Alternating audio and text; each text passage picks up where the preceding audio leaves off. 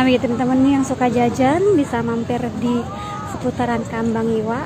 Beragam kuliner ada di sini. Nah, ada simsam, ada sosis bakar, ada nasi kucing.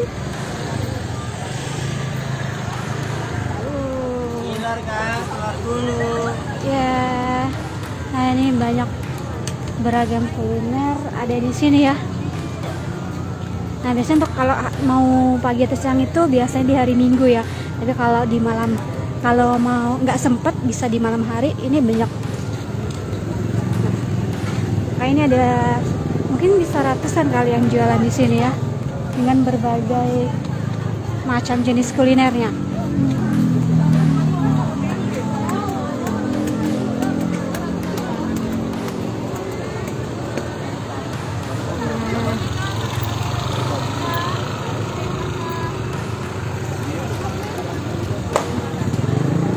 Kita ada es durian. Terus sini yang lagi ramai juga nih, kita lihat ya.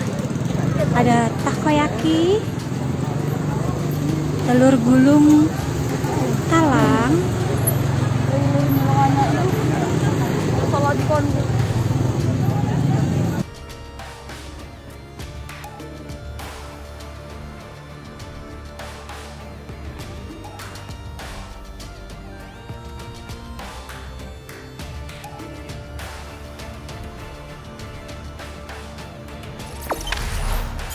Jangan lupa subscribe, share, komen, dan like ya.